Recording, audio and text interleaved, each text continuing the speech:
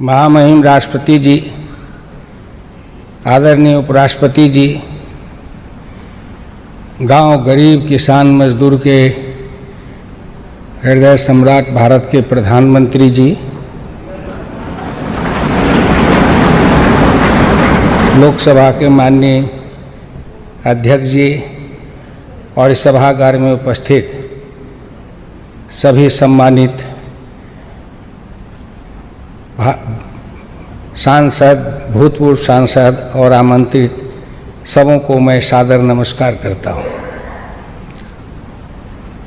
मुझे ये उत्कृष्ट कैसे समझा गया?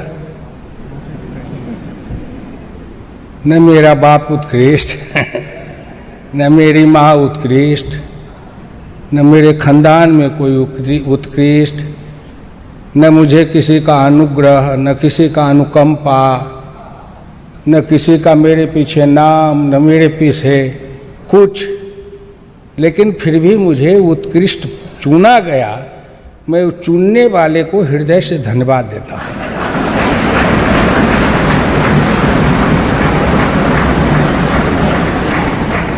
भाई, आपने ये गांव के कीचड़ में से हीरे को कैसे पहचान लिया? अब तक तो कितने पांव लगे, कितने ठोकर लगे, कितने अपमान सहे, लेकिन जब मैं बैठा करता था तो मेरी पत्नी मुझे कहा करती थी कि आपको कभी उत्कृष्ट सांसद का पुरस्कार मिलेगा, कोशिश करिए। तो मैं कहता था मैं कोशिश क्या करूँगा, क्योंकि वो भी राजनीति में है, वर्षों से सक्रिय रही। हम शंकर पार्वती जी के जैसे संवाद करते रहते हैं। तो मैंने कहा चलो काली माई सोचेगी तो कर देगी। मैं उनकी पूजा करता हूँ, मेरी कुल देवी है। लेकिन जब सिल्लीगुड़ी के एक मजदूर मुसलमान भाई को पद्मश्री की पद्म भूषण का सम्मान मिला, तो उस दिन मेरे मन में ये भाव जगा कि अब मैं उत्कृष्ट सांसद का पुरस्कार अवश्य ले लूंगा।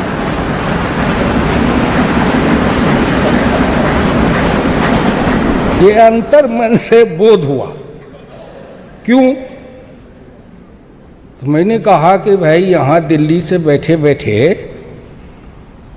प्रधानमंत्री जी और ये पद्म पुरस्कार देने वाले जो लोग होते हैं, उनकी दृष्टि वहाँ सिल्लीगुड़ी के एक चाय बागान के एक गरीब निर्धन मुसलमान के को देख लिया, चुन लिया इतनी दूर से।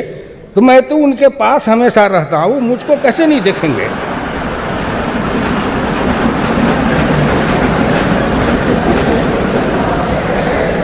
कैसे नहीं देखेंगे? लेकिन साहब, मैं धन्य भाग्यशाली हूं कि आखिर मुझे देख लिया गया। और आज मेरे गांव के लोग टीवी पर देख रहे होंगे, उनकी छाती कितनी फूलती होगी।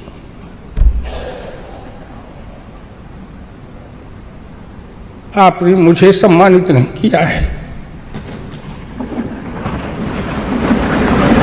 हिंदुस्तान के करोड़ों निर्धन, निर्बल, पिछड़े, दलित, उपेक्षित, उपहासित, पीड़ित, प्रताड़ित, वो गरीबनी माँ जो कीचड़ में चलती थी, कभी जीवन में सनलाइट और लाइफ बॉय साबुन नहीं देखा। ऐसे माँ की गोद से निकले हुए एक किसान के पुत्र को आपने उत्कृष्ट सांसद बनाया। ये संसद की, संविधान सभा की देन है साहब। मुझे प्रेरणा मिली थी उस दिन, जिस दिन नरेंद्र मोदी प्रधानमंत्री बने थे, तो बैठे थे हम घर में, आपस में चर्चा कर रहे थे। ये उत्कृष्ट सांसद के लिए आवेदन कर रहे थे। मेरी पत्नी ने कहा आप भी आवेदन भरवाओ। कृषि समिति के हमारे जो साथी सदस्य लोग थे उन्होंने कहा कि हम लोग आपको वो स्पॉन्सर करेंगे। तो हमने कहा कर दो भाई, लेकिन मुझे हुआ कि मुझे जरूर उत्कृष्ट माना जाएगा, क्योंकि जब एक गरीबनी मजदूरीनी साधारण माँ के कोख से जन्मा हुआ एक गरीब फुटपाथ पर सोने वाला, चाय बेचने वाला भारत का प्रधानमंत्री बना है, तो ये उत्कृष्ट सांसद का पुरस्कार कोई उससे बड़ा है?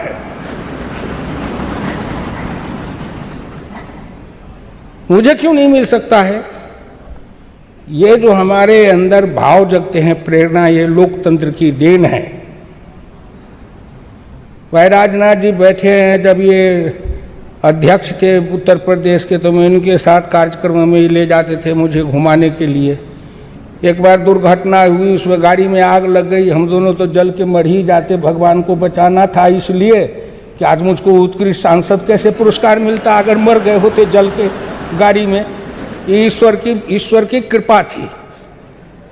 मैं आप लोगों से ज़्यादा नहीं कहूँगा, इतना ही कहूँगा कि मुझे विश्वास है, इस संसद में विश्वास है, मुझे संविधान में, और विश्वास है मुझे इस देश की करोड़ों निर्धन, निर्बल, पिछड़े, दलित, उपेक्षित, उपहासित, प्रताड़ित उस गरीब मजदूरों के विश्वास पर, और मुझे विश्वास है उस डॉक्टर लोहिया की बानी पर, जिन्होंने मुझे कहा था हुकुमचंद तुम अटूट निष्ठा के साथ मेरी बात को मान के आगे बढ़ते जाओ।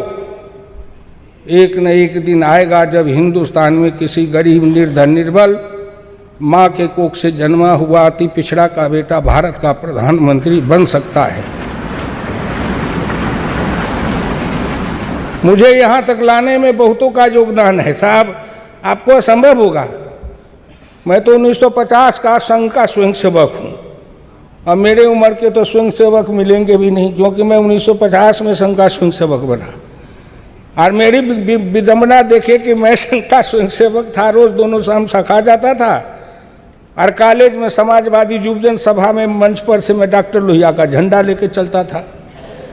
और न मुझे समाजवादी पूछते थे कि संघ के स्वयंसेवक हो, कैसे यहाँ आते हो। और न संघ का स्वयंसेवक कोई पूछता था कि आप समाजवादी पार्टी में जाते हो, यहाँ क्यों आते हो। दोनों में कोई नहीं पूछते थे। आज़ादी के साथ मैं काम किया। मैं प्रार्थना करूंगा, धन्यवाद दूंगा कि मेरे ऊपर डॉक्टर लोहिया और चौधरी चरण सिंह जी हैं, और एक कर्पूरी ठाकुर बिहार के थे, निर्धन, निर्बल, मजदूर, बासी भात खाने वाला नाई का बेटा, वो मेरे साथी और बिहार के नेता थे। उनके साथ साथ मुझे पंडित दीनदयाल उपाध्याय के भी जीवन का मेरे ऊपर बहुत असर पड़ा। मैं उनकी गरीबी में रहते हुए उन्होंने जो देश को एक प्रकाश दिया था, रोशनी दी थी हिंदुस्तान के अंदर, उन्होंने एक जमात खड़ा की थी, उसके लिए मैं उनका मेरे ऊपर असर है। लोगों को ये आश्चर्य लगता है कि मैं ऑल इन वन कैसे बन गया। मैं स्वयंसेवक भी बन गया, समाजवादी भी बन गया, लोहियावादी भी बन गया, चरण सिंह के साथ भी, कर्पूरी ठाकुर के साथ भी, और दीनदयाल जी का भी गीत गाता हूँ। तो भाई हिंदुस्तानी हूँ मैं। इस देश में सर्वधर्म समभाव है, सर्व समाज समभाव है। दीनदयाल जी कहते थे समरस समाज, डोरिया कहते थे समता समाज।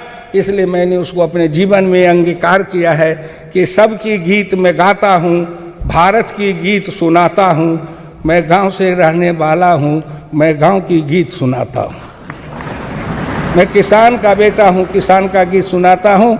आप सबों को धन्यवाद, बहुत बहुत आपके प्रति अनुग्रह है कि आपने मुझे उत्कृष्ट सांसद बनाया। भाई जब नाम सुनता हूँ उत्कृष्ट, तो मुझे लगता है कितना बड़ा हो गया मैं। शायद लगता है कि गीता में भगवान कृष्ण ने जो विराट रूप दिखाया था, शायद उत्कृष्टता प्रदान किए आपने। मैं 77 से आया, 42 वर्ष तक इस संसद के गुंबद के नीचे घूमते रहा, गीत सुनाते रहा।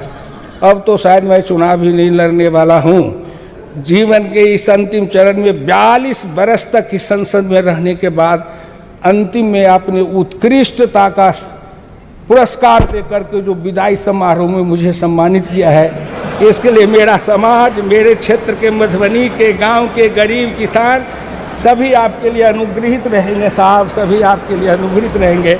बहुत बहुत धन्यवाद। बहुत बहुत धन्यवाद। श्री हुक्मदेव नारायण यादव।